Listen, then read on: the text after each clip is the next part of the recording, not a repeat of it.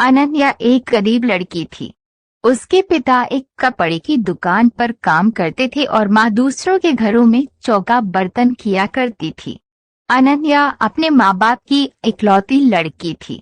उसके माँ बाप ने उसे बड़े लाड प्यार से पाला था। वे चाहते थे कि अनन्या पढ़ लिख कर बड़ी आदमी बने, जिससे उसके सिर से गरीबी का कलंक मिट जाए।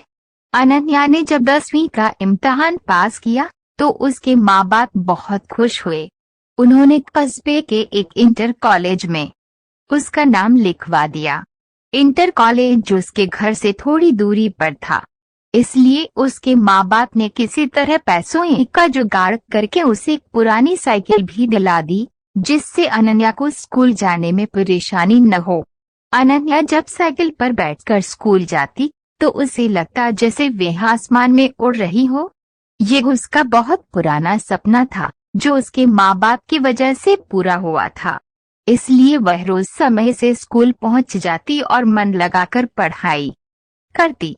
लेकिन एक दिन अनन्या की जिंदगी में एक नया मोड़ आया। दोपहर का समय था।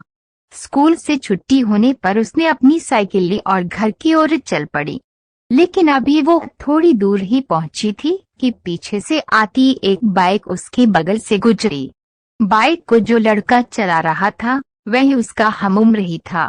लड़के ने थोड़ा आगे जाकर अपनी बाइक रोक दी और अनन्या को रुकने का इशारा किया। अनन्या उस लड़के को अक्सर रास्ते में देखा करती थी। जब भी वह स्कूल आती और स्कूल से जाती तो वह लड़का सड़क के किनारे खड़ा उसे निहारा करता था। शुरू में उसे देखकर अनन्या को बहुत गुस्सा आता था, लेकिन धीरे धीरे वह उसे अच्छा लगने लगा था। इस तरह से रास्ते में रोके जाने से अनन्या घबरा सी गई। पहले उसका मन हुआ कि वह अपनी साइकिल आगे बढ़ा दे, लेकिन फिर न जाने क्या सोचकर उसने अपनी साइकिल में ब्रेक लगा दिया। वह लड़का अनन्या के पास गया और धीरे से बोला, मेरा नाम सुमित है। मैं रोज आपको स्कूल जाते हुए देखता हूँ। अगर आप बुरा न माने तो मैं आपसे कुछ कहना चाहता हूँ। क्या अनन्या के मुंह से सिर्फ इतना ही निकला। सुमित ने अपनी शर्ट की जेब से एक गुलाब की कली निकालकर उसके हाथ में रख दी और उसकी मुट्ठी बंद करते हुए बोला, मैं तुमसे बहुत प्यार करता हूँ। उठते बैठते सोते जगते हर समय बस तुम्हारे बारे में सोचा करता हूँ। मुझे कुछ भी अच्छा नहीं लगता है। सुमित और भी बहुत कुछ कहना चाहता था, पर अनन्या ने उसके होठों पर हाथ रखकर उसे चुप करा दिया। तो आपको मेरा प्यार कबूल है? उस लड़के ने अनन्या की आंखों में आंखें डालकर पूछा। अनन्या शर्मा गई। उसने चुपचाप हमें अपनी गर्दन हिलाई और साइकिल पर बैठकर तेज तेज पैडल चलाती हुई अपने घर को चली गई। इस तरह अनन्या और सुमित में बातचीत की शुरुआत हो गई।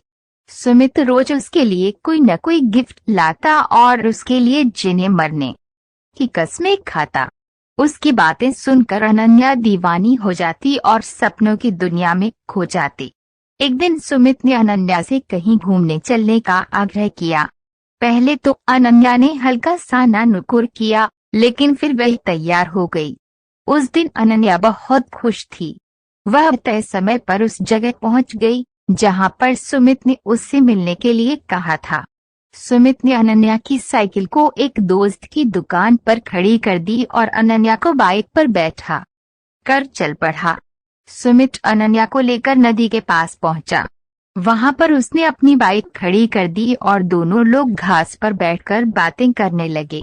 सुमित ने अनन्या से एक दो बातें की, फिर वे उसके करीब आ गया और उसके चेहरे से खेलने लगा। धीरे धीरे अनन्या पर एक नशा सा छाता चला गया। शायद वह सुमित के मन की बात समझ नहीं पाई, इसलिए उसने अपने आप को सुमित के हवाले कर दिया। दोनों लोग एक दूसरे के प्यार में खो गए और दो जिस्म एक जान हो गए। अभी वे दोनों लोग ठीक से नॉर्मल भी न हो पाए थे कि तभी न जाने कहां से वहां पर 3 लड़के आ गए। उन्हें देखकर अनन्या हक्का बक्का रह गई और जल्दी जल्दी अपने कपड़े सही करने लगी। ये देखकर एक लड़के ने उसका हाथ पकड़ लिया और अपने पास घसीटता हुआ बोला, इतनी भी क्या जल्दी है रानी, हम भी तो तुम्हारे दीवाने हैं। थोड़ा हमारा भी तो मनोरंजन कर दो। अनन्या ने कातर दृष्टि से सुमित की ओर देखा, पर वह अनन्या की मदद करने की बजाय हंस रहा था। यह देखकर अनन्या का हृदय चीत्कार कर उठा। यानी कि ये सब सुमित की एक सोची समझी चाल थी। अनन्या आगे कुछ सोच ही नहीं पाई, क्योंकि वे तीनों लड़के उसके ऊपर भूखे भेड़िए की तरह टूट पड़े थे। अनन्या मदद के लिए चिल्लाती रही और वे उसे नोचते घसीटते रहे। कुछ ही पलों में अनन्या की सहन शक्ति ने जवाब दे दिया और वह बेहोश हो गई। लगभग 1 घंटे के बाद अनन्या को होश आया। वे तीनों लड़के और सुमित वहां से जा चुके थे। दर्द की वजह से उसके शरीर की प्रत्येक नस फट रही थी। उसकी आंखों के आगे अंधेरा छाया हुआ था। उसके सारे सपने ध्वस्त हो चुके थे। उसे अपना जीवन समाप्त होता हुआ नजर आ रहा था। अनन्या सोचती रही कि क्यों मैंने सुमित की बातों पर विश्वास किया, क्यों मैं उसके साथ बस्ती से इतनी दूर यहाँ पर आई। अब मैं क्या मुंह लेकर अपने घर जाऊंगी, अपने माँ बाप को क्या बताऊंगी। मेरा ये हाल देखकर वे तो जीते जी मर जाएंगे। अनन्या के शरीर में बिल्कुल भी शक्ति नहीं बची थी। वह किसी तरह घिसटती हुई नदी के किनारे पहुंची।